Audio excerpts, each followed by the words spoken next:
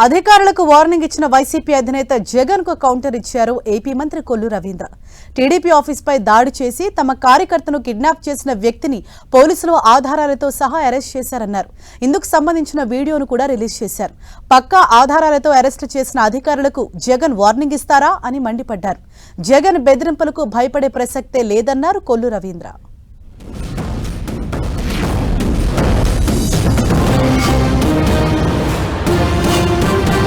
Telugu Desam party నాయకులకు salute కొట్టడం మొదలుపెట్టి వీళ్ళు చెప్పినట్టుగా చేయడం మొదలుపెట్టి అన్యాయాలు చేయడం మొదలు పెడితే మాత్రం ఎల్లకాలము తెలుగుదేశం పార్టీ ప్రభుత్వమే ఉండదు అని చెప్పి ఇవాళ ప్రతి అధికారికి కూడా నేను తెలియజేస్తా ఉన్నా.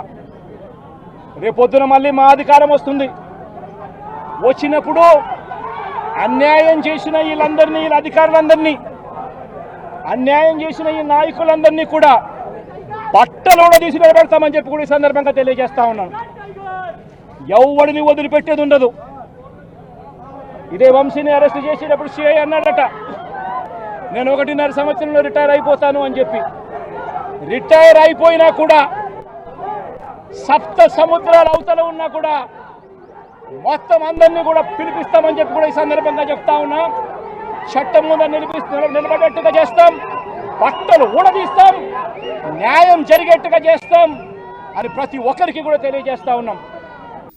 ఇదిగోండి ఆయనే వంశీ గారు, వాళ్ళ మనుషులు సత్యవర్ధన్, అతనే ఆ రైట్ సైడ్లో ఉన్నాడు కదా, వైట్ షర్ట్ వేసుకుని, అతను సత్యవర్ధన్. 11వ తారీఖున భయపెట్టి అంత చూడు, అంత భయంగా నుంచి ఉన్నాడు అక్కడ చేతులు కట్టుకుని. అంటే ఎంత దుర్మార్గంగా వాళ్ళు అతన్ని కిడ్నాప్ చేశారన్న దానికి ఇదే ఒక సాక్ష్యం. ఇవన్నీ విజువల్స్ అన్నీ క్లియర్గా ఉంటే ఆ కేసులో పోలీస్ అధికారులు విచారణ చేసి అతన్ని అరెస్ట్ చేస్తే జగన్మోహన్ రెడ్డి ఏం మాట్లాడుతూ ఉన్నారు?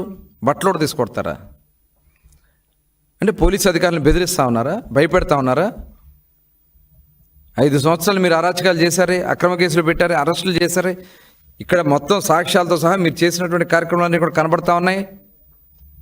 ఇవాళ ఆ కేసులో అతను అరెస్ట్ చేస్తే ఇవాళ మీరు వచ్చి బెదిరించి భయభ్రాంతులు చేయాలని చూస్తారా? జరగదు. కృష్ణా జిల్లాలో జరగదు, ఎక్కడా కూడా జరగదు. ఈ రాష్ట్రంలో ఎక్కడా కూడా మీ బెదిరింపులకు భయపడం.